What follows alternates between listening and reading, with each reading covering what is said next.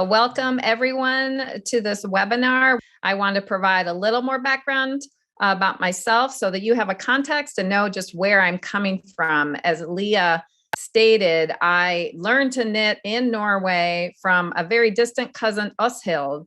And I was between my junior and senior year in college working on a fruit farm that just happened to be only 22 kilometers away from where my mother's paternal side, my great grandfather immigrated from Udda.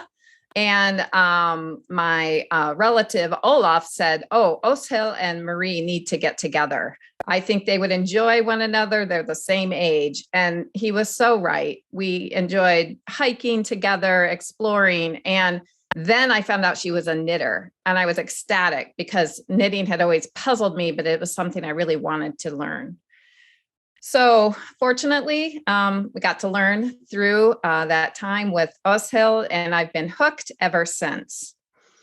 So I am a teacher for Vesterheim for the folk art school. I teach Norwegian knitting, and this idea for presenting contemporary Norwegian knitting actually happened during one of the classes I was teaching in the fall on knitting hats.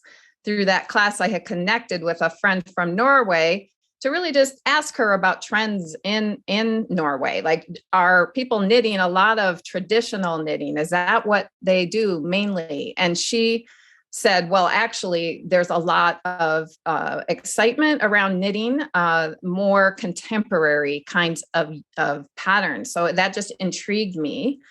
And as I prepared for this webinar, I really had an opportunity to connect with lots of different knitters in Norway, as well as reading books and blogs and articles. But I just want to thank Vesterheim sincerely for all the work that they are doing.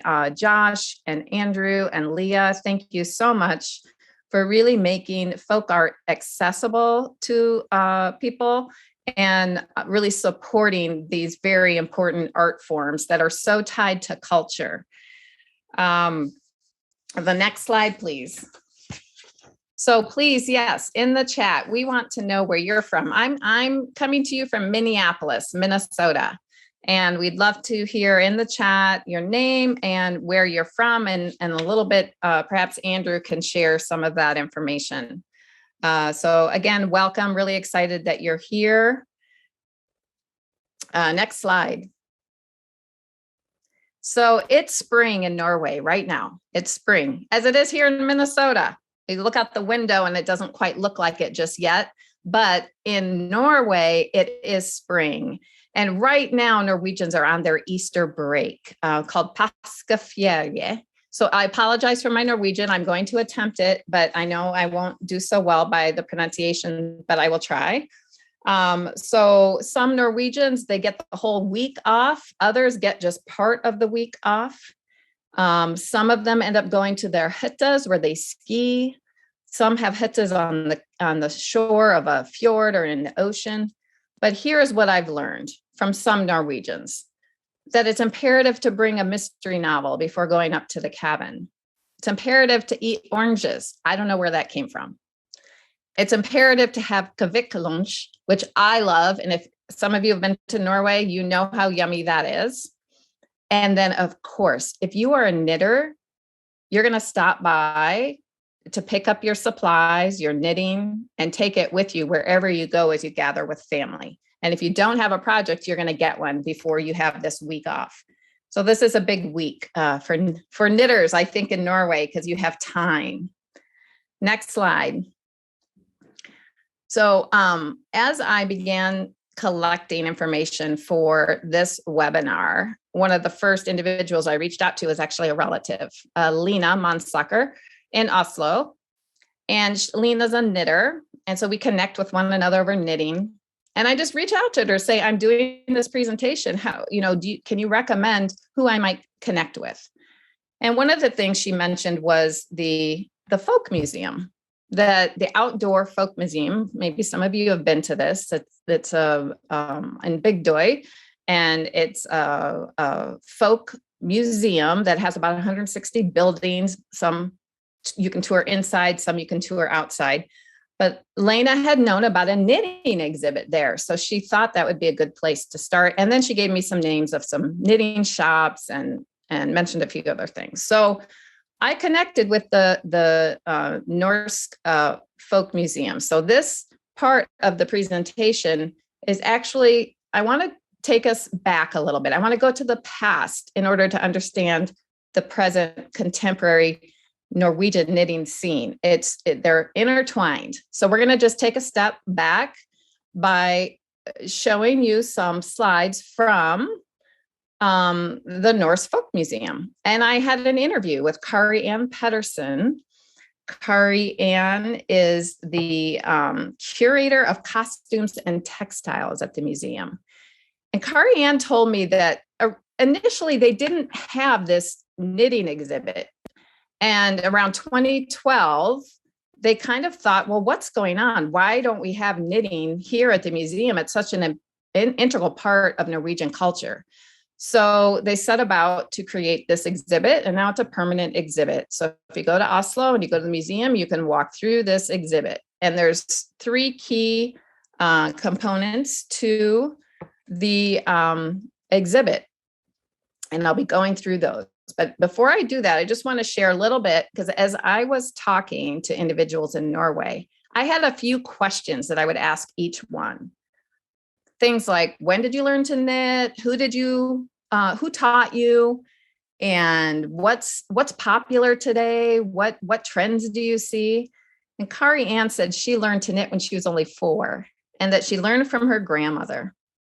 She had been knitting for many years, but she can't knit anymore. It bothers her arms, so she has switched to embroidery, but she still is a huge fan of knitting. And she said it's very popular. Knitting is very popular in Norway today, especially because of COVID. And I think we've seen that here in America too. We were all stranded at home. And I think a lot of individuals turn to crafts, turn to maybe their musical instruments, turn to things that they could do at home that were creative. So that happened in Norway too. But even before that, knitting was kind of in a boom right before the COVID. I just want to share that Kari Ann told me the picture of this little girl here. Just a cute little story about that. It's a colleague's daughter. The daughter is now about 20. And this little girl learned to knit when she was about 5. And she's working on the steps there for her very first project. She's knitting a scarf for her grandpa. I just think that's sweet and tender. So anyway, Kari Ann also shared that the typical age of knitters used to be between 50 and 70, but that's changed tremendously now. There's a lot of young people knitting, and I'm going to share more about that when I talk about the scene in Oslo. So let's go to the next slide. These are the 3 sections of the exhibit. I'm going to share a little bit of information from each one.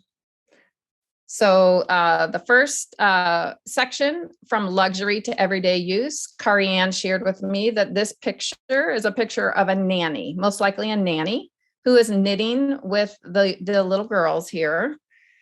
And early on in knitting, it was something that was done by people who had means, who were well off enough to purchase the needles and the yarn, and they knit very fine things. They knit caps and bags and purses, sometimes with glass beads and shawls and bedspreads and intricate lace. The very earliest knitted items in Norway, they wanted to include them in the museum, but some of them are so fragile they weren't able to. And some of those earliest pieces were things like nightshirts. But knitting at that time was very kind of with the higher class grouping of people. But soon, in the course of the 19th century, that urban kind of knitting among those higher income individuals was inspired by those international fashion trends.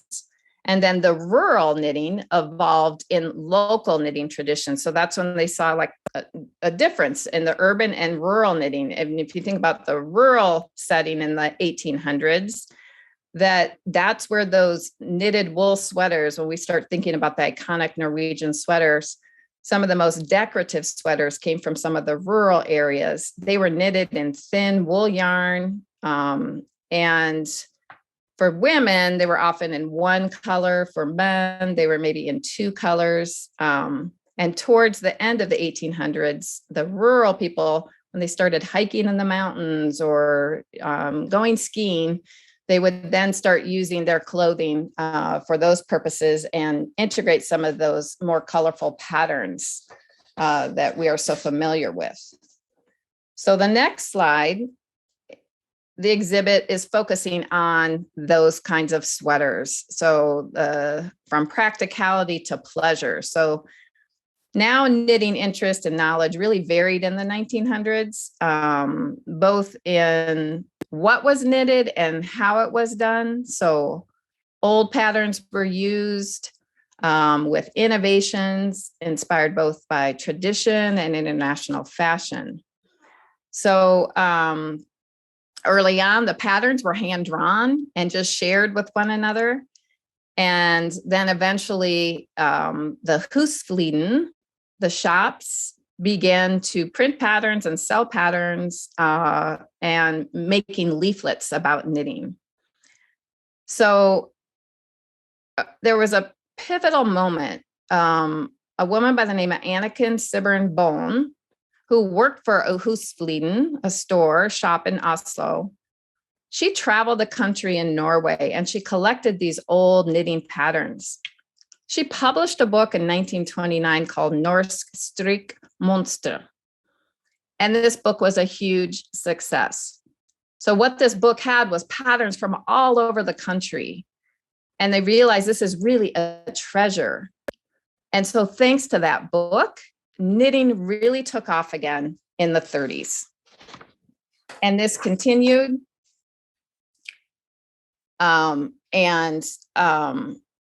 Sweaters became really fashionable in the 30s. And there's a particular woman who I'll speak to in a little bit who really elevated the Norwegian knitting patterns internationally. And I'll share how that was done. But in the 50s, there was more knitting than had ever had been done. So clothes were actually cheaper homemade than they were store-bought. So there was that financial incentive.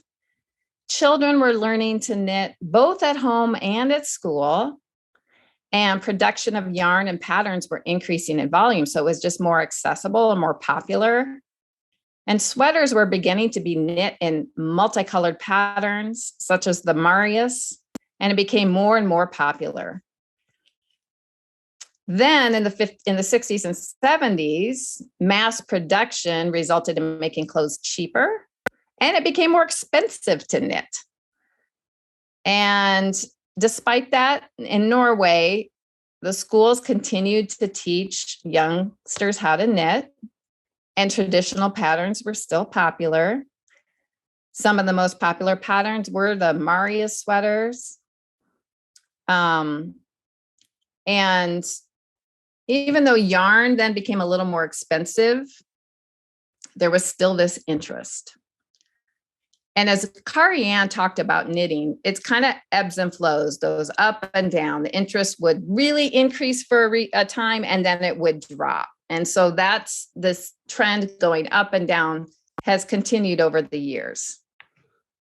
And there were some events that happened that brought national attention. And one such event was in 2012.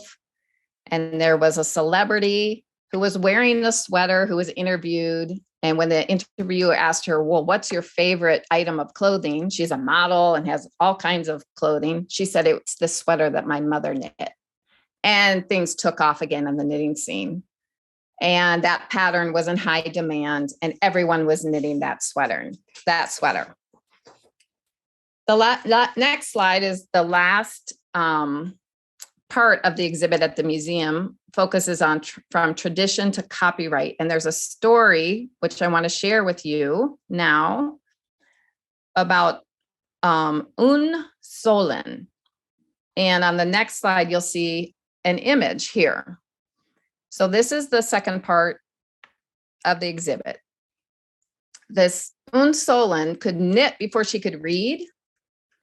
And following language studies in England and France, she became an airline stewardess. She moved to Paris. She worked as a model. In 1952, she became a really famous model. But being a model involved a lot of waiting time. And during this waiting time, she'd pick up her needles and she'd start knitting. And these sweaters that she knit became really popular with the models around her. And she realized, oh my gosh, there's really something here. Maybe I need to quit modeling, move back to Norway and start a company. And that's exactly what she did. She quit her job. She moved to Norway and she knit and sold sweaters. She created such demand that at one point she started hiring Norwegian knitters. And she employed more than 1,000 around the country. So she would have these sweaters knit and then send them around the world and send them to some in Norway as well. So the popularity of Norwegian knitting as well as the sweaters just took off.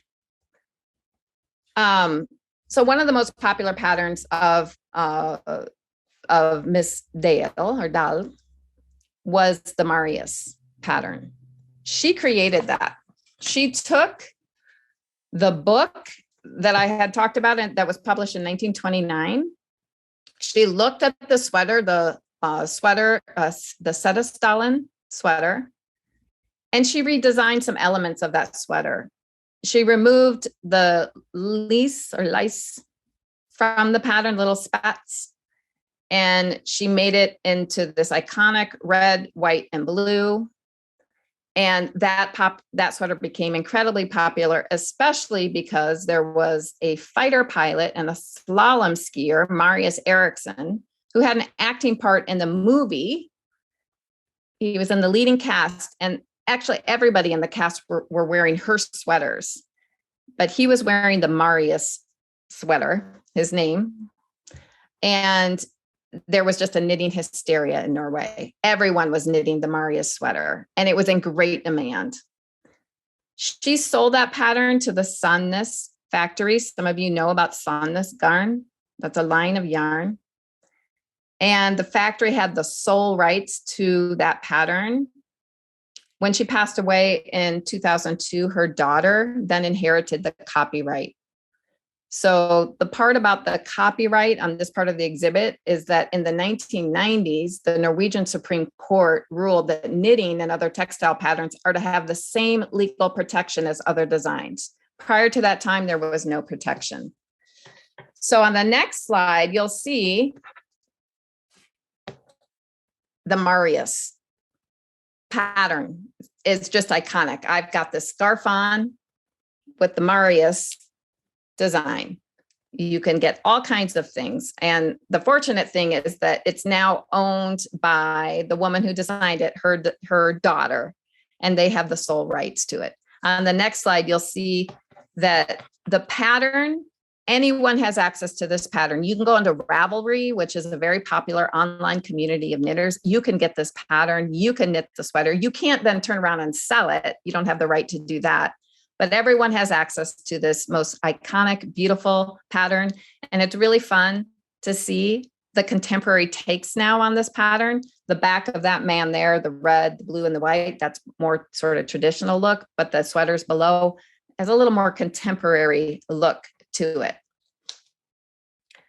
So if you're interested, you can go to marius.com or .no, and you can find out where to get the pattern. You can also go on Ravelry. Next slide, please. Cheap. Time and again, in my conversations, I was able to do a couple interviews, some over Zoom, with Norwegian knitters, a lot through email. And then, of course, I did a lot of reading, but time and again, the fondness for wool rose to the top. As you probably know, Norwegians are very connected to nature. They're very connected to the out of doors. It's just a part of their lifestyle to get outside, to ski, to walk, to enjoy the beauty of nature.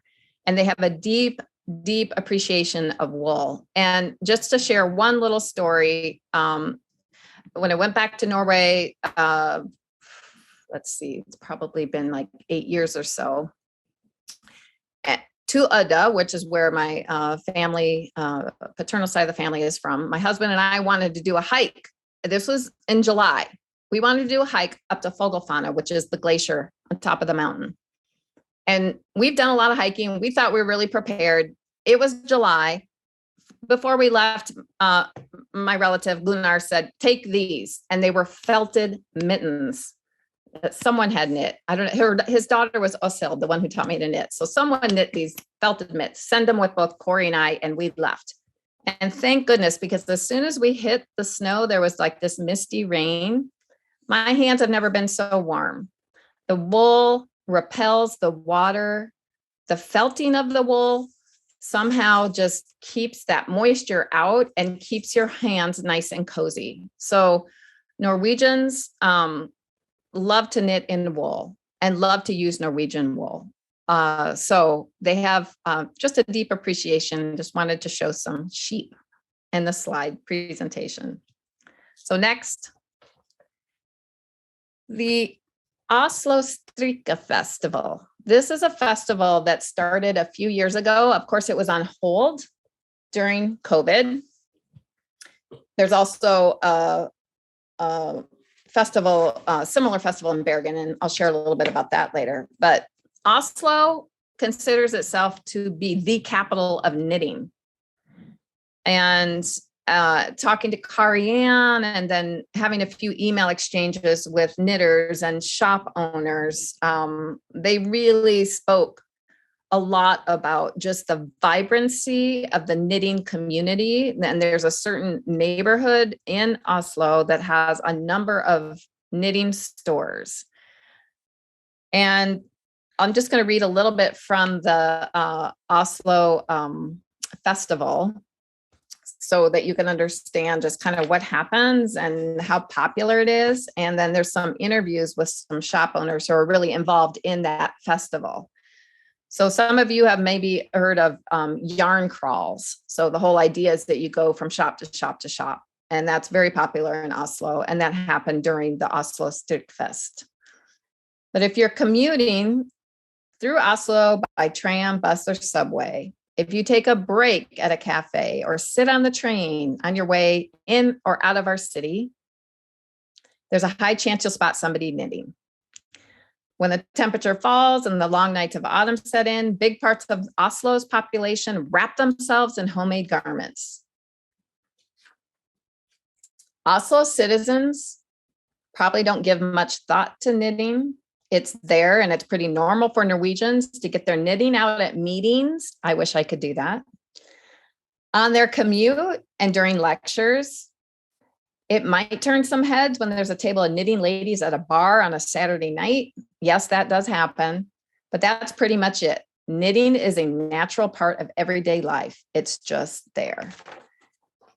So just a few stats from this Norwegian Oslo Strikke Festival guide here is that about 43% of all women knit, 30% of women under the age of 29 knit, and you can find stores in about every borough of Oslo. 2 young women in their 20s started this festival about 5 years ago. They used social media to promote it, to connect knitters. And here's a quote from one of the coordinators, Tona Sjastad. She's one of the organizers. And she said, there's just so much happening in the city knitting wise. There are knit nights almost every week in Oslo. And on a national level, all the big cities have their own knitting festivals. And then another woman who owns a very popular, unique knitting shop called Varbit Garn. She says that we are so lucky here in Oslo. We have a diverse selection of yarn stores, knit nights, and other knitting events. It's easy for people to meet. Social media should also get some credit. A small community has grown from knitting, both locally here in Oslo and in Norway.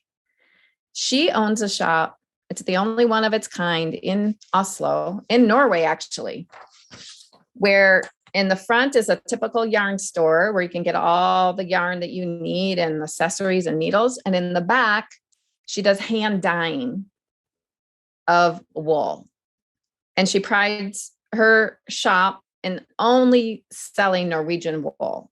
There's a big movement. It's almost like the farm to table movement that we have here in America. In Norway, and talking to knitters, there's a real movement to make sure that the wool is from Norway, has not traveled far, is free from plastics, is all sort of natural wool, that's become more and more important environmentally for Norwegians. I heard that several times in talking to folks in the knitting community. And here's a quote that kind of touches on that from Lila Henriksen. She's the owner of the Varbit store. She said, I want the same thing to happen with wool and yarn that's happening with food. We should use our local resources. There are good qualities to Norwegian wool, and it really suits our climate. It's environmentally friendly, sustainable, and we know how animals and humans are treated in the production process. So that's just a little bit about the Oslo Strikke Festival. And unfortunately, I don't know the date for the next one. I know that there's a festival in Bergen, that theirs is in September. The one in Bergen for this September 2022 has been put on hold because of COVID. And they hope to bring it back in 2023. So perhaps it's the same.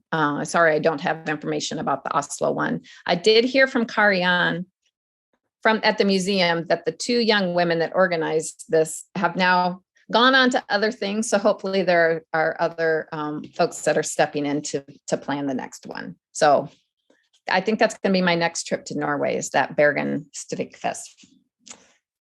All right, next slide is just the Instagram, the role of social media, I would say, in contemporary Norwegian knitting is huge. It's a way to share and connect and promote knitting, and just really fun to look at all these images. And one male knitter that I had a chance to have a conversation with, Berge, he said that Instagram for him has just changed things dramatically. And he knows there's a lot of downsides to social media, but for knitting and for the knitting community, he thinks it's been just tremendous. And he even said, I probably wouldn't even be talking to you right now if it weren't for social media. So anyway, just wanted to note that. But look at all these images. It looks so fun, and just like a wonderful way to connect with the community of knitters in Norway. Next slide. So in conversations that I had, I would ask a set of questions, and I'll walk through one of those interviews with you. But before I do that, I just wanted to share that the next sort of 20 slides or so, and then in the last 20, 25 minutes that we have here, are slides. It's a combination of things. So I'm going to give you kind of a sampler of Norwegian knitting shops and influencers and trends. I'm going to focus on some of the yarn producers, some of the yarn companies.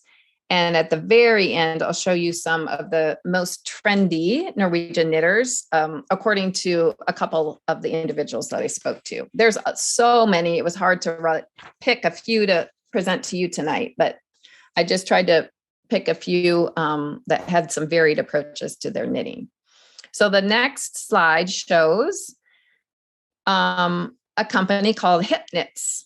And this is both an online store and there's also stores in Norway that carry this line of yarn. So it's a new Norwegian brand of wool, and that it is super soft and breathable and stretchy.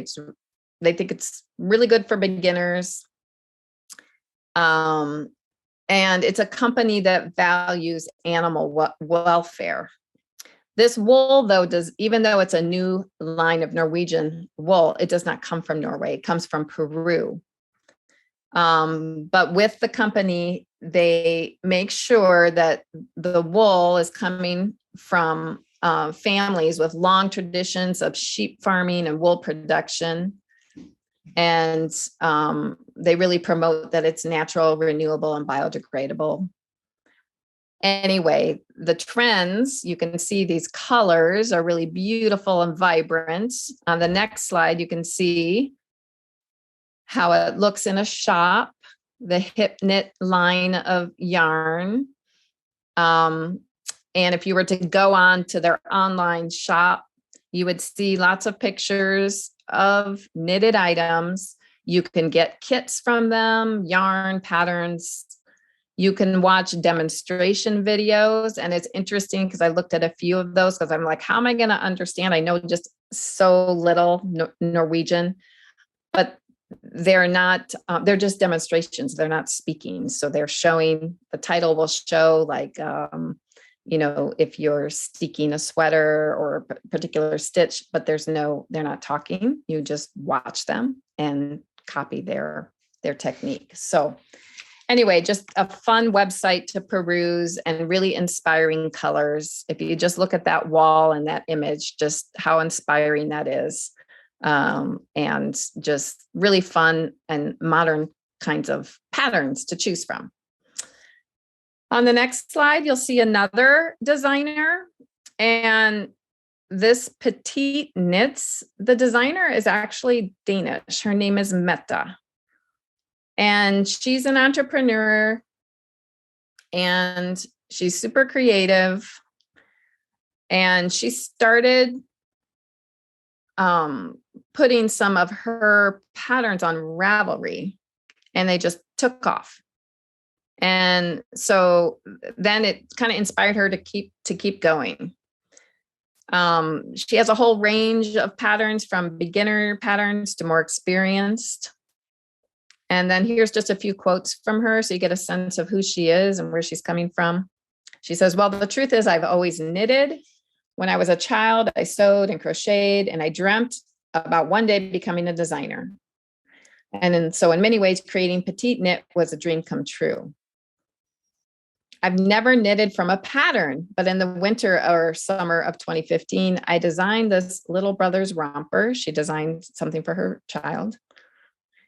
And there was this big interest straight away.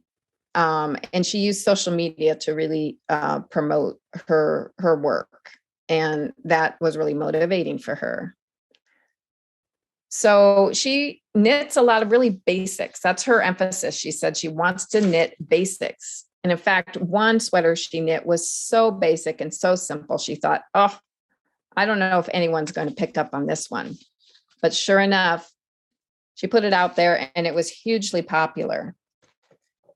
And so one of the things she has said is she believes that people, and most of her business is in Norway. She has business in Denmark too, but a lot of her business comes from Norway. She just thinks that knitting is becoming more and more modern, and people are realizing that they can make things that are trendy and fashionable, and that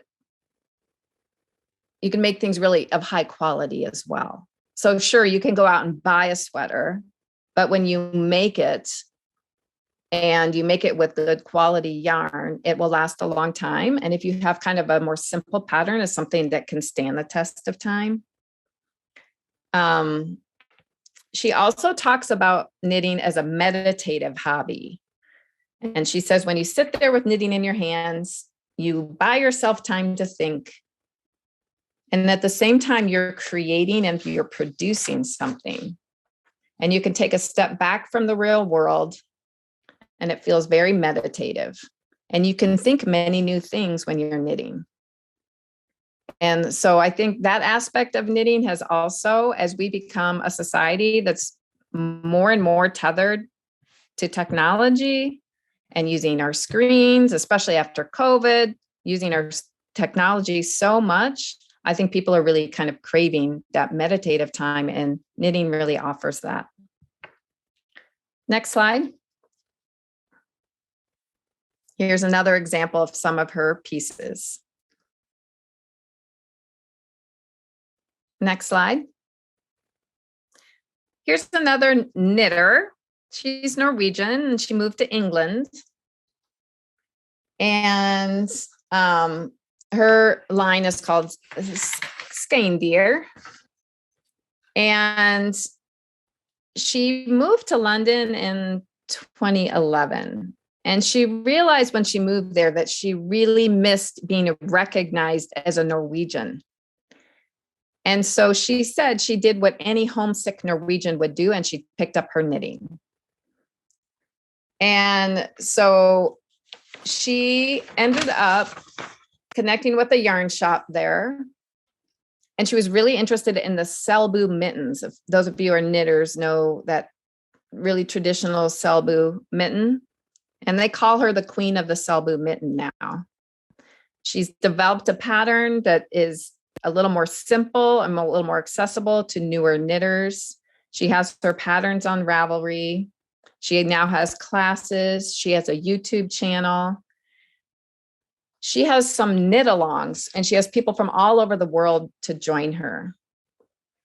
And I just loved some of her sweaters because I think she does such a beautiful job of bringing some of the more traditional patterns into her contemporary pieces. If you look at the next slide, you'll see some more examples. Just beautiful. The colors and the style and the contemporary look.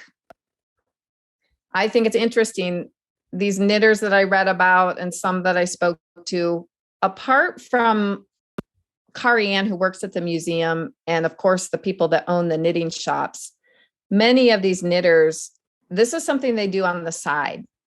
So this is Ellie, who started Skein. She's a knitter, designer, podcaster, teacher. On top of it, she's studying to get her PhD in psychology. So, and the woman that I mentioned earlier is a physician. And so this knitting, of course, it becomes a passion and a hobby. And I think really through social media, everyone's able to share more easily their passions and spread the joy through lots of different channels. So anyway, if you're interested in either petite knits or Skein, you can get onto Ravelry and access some of the patterns, or get onto YouTube and see some of their videos. The next slide. You've probably heard of Arna and Carlos.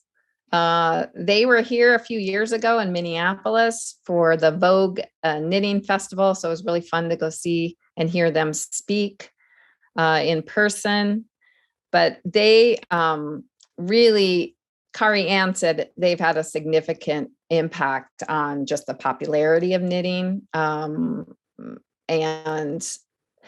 they have some really playful aspects to it as well. You see the knitted bunny there. They were initially known for the Christmas balls, the knitted Christmas balls, but anyway, they have a new line of yarn through Rowan, and they also kind of pull in some of the traditional patterns, as well as putting a little bit of more of a modern flair and fun and color, both crochet and knitting.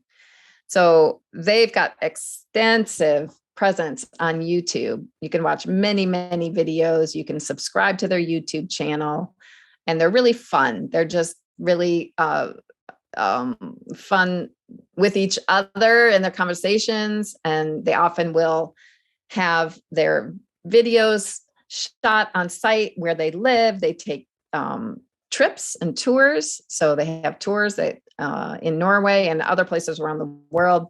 So they're really have quite a presence in the knitting scene in Norway and in a lot of other places as well. Next slide. So this is Berger Berge, and I'm knitting one of his hats right now. So really, really fun. I had the opportunity to talk with him. He was so gracious, spent at least a half hour doing a Zoom call with me. He's a young man from Bergen, young adult, I should say, from Bergen. He has knit since he was little. And when he was young, he really expressed a lot of interest in knitting and crocheting and sewing. And he, in his book, he talks about being bullied for that. And he's just so happy that his grandma and his mom and his family really supported his interests. And you can see just the beautiful, beautiful patterns that he has. He has a very strong Instagram presence. He did say about 94% of his Instagram followers happen to be female, but he does believe that there are more and more males knitting. And he also believes that the internet and social media can help grow that. When I asked about what knitting was like in Norway, he said, well, we're a very traditional country. We have traditions and culture, but we also have a modern twist in the kinds of knitting that we do. And so he said, you'll see there's still quite a lot of people knitting traditional patterns, but there's also quite a number of people that want to knit more contemporary too. So there's not just one type of Norwegian knitter. There's a whole spectrum, which is understandable. And people of all ages knitting. In Bergen and around Bergen, he said that kids are still learning in school. So that's a tradition that continues. I recommend his book because I think I have it here. There's just really, it's kind of blurry, sorry. There we go.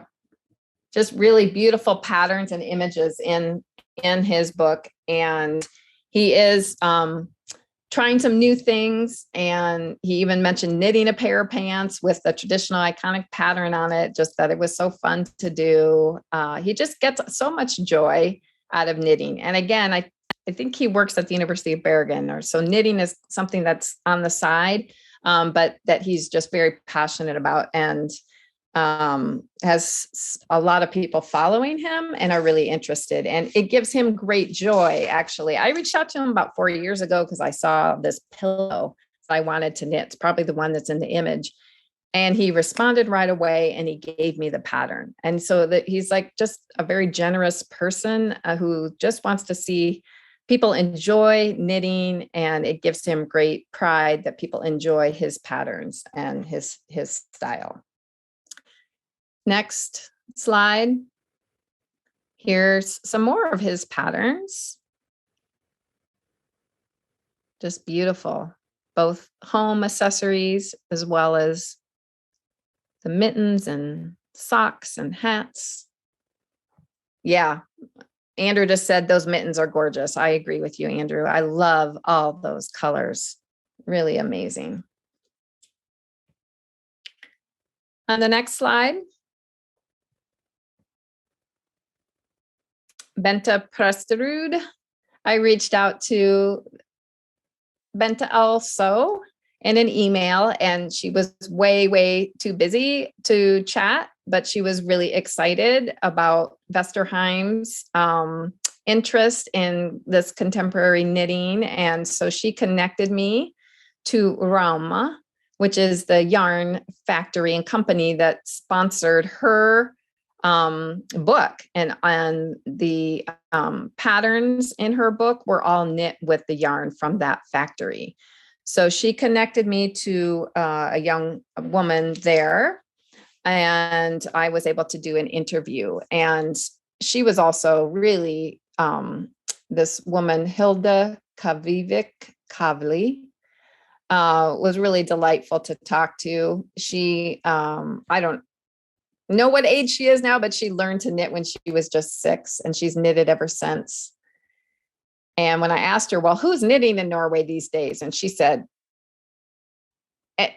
many people are knitting from age 10 to 100, just a wide selection of people. But she noted that they've seen a real bump, a real increase in young people knitting in recent years. It's a huge trend in Norway, she said. And of course, she mentioned COVID being part of it, people finding themselves at home. But she also mentioned the trend in creating clothes, people being more aware of the textile industry and the environmental challenges related to textile industries. So it's becoming trendy to make your own clothing, sweaters, and to have something unique. She said that they've seen an increase in sales in their Norwegian yarn qualities, which she thinks is a result of people wanting to use sustainable fibers that are produced locally. I asked, well, are traditional patterns still popular? And she said, absolutely. They have recently released or relaunched one of their oldest patterns. And Andrew, if you go to the next slide, you'll see this pattern. Oh, I guess that's the factory. The next slide. This pattern in the upper left-hand corner, the woman and the young woman, the cardigan, there's also a pullover. That is a very, very old pattern that they've brought back and has been hugely popular in Norway. A huge success. The next slide. So I got access through Hilda. She sent me many images of sweaters knit with the Rauma yarn. I hope I'm pronouncing that correctly. And so this slide and the next slide are images of some more contemporary looks. Yeah, that's Rauma. Thank you. I guess the next slide is going to a different company, yarn company, and that's Sennis.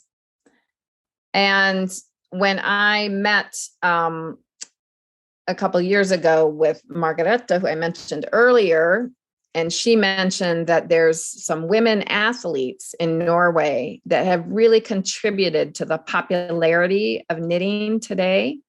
She mentioned this woman in particular. So Cecilie Skog, I think it's Cecilia Skog.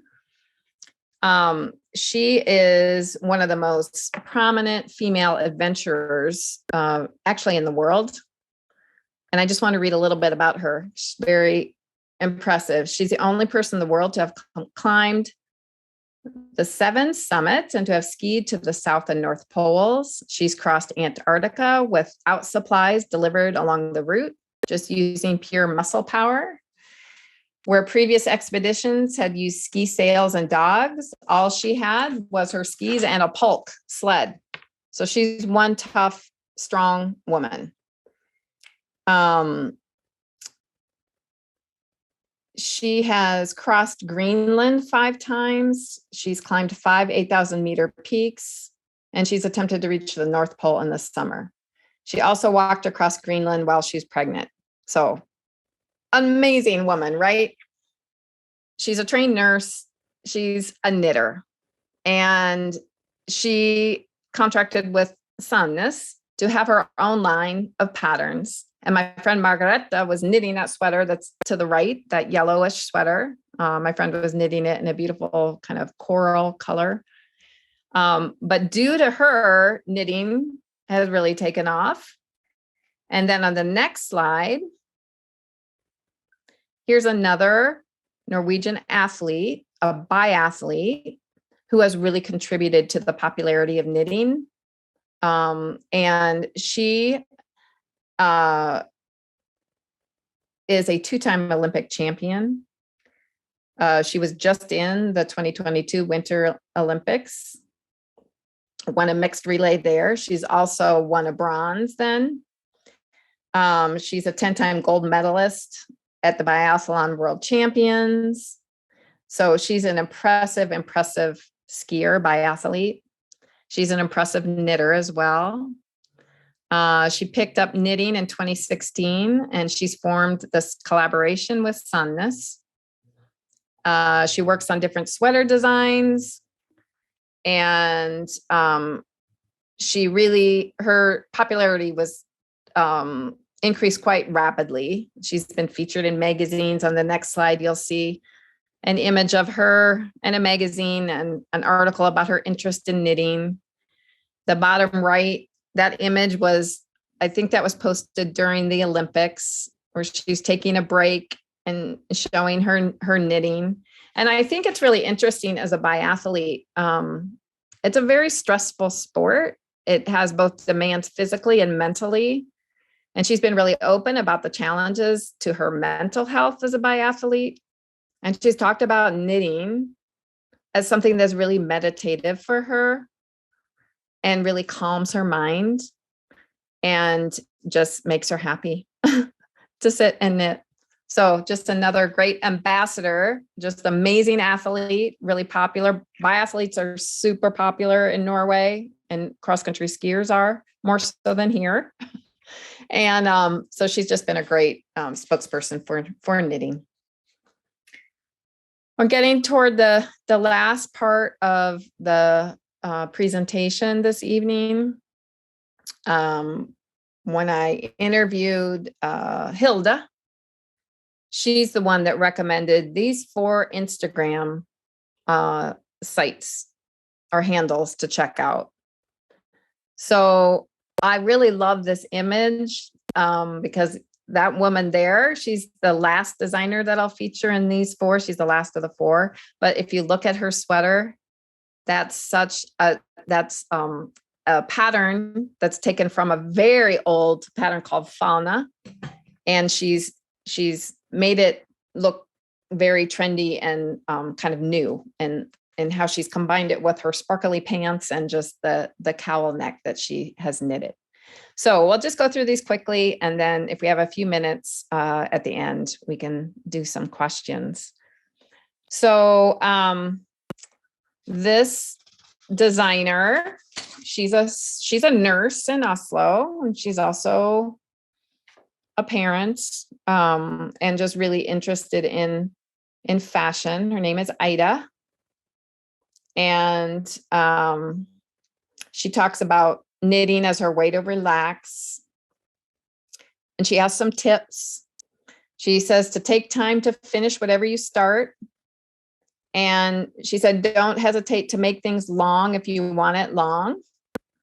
I'm so glad I bothered to knit the extra hours and days to make long jackets and long dresses. It's worth it. She has knit this most popular pattern. I don't have the image here, but this gorgeous long sweater that almost looks like a long jacket. And there's a huge cable down the back of it. It's just beautiful.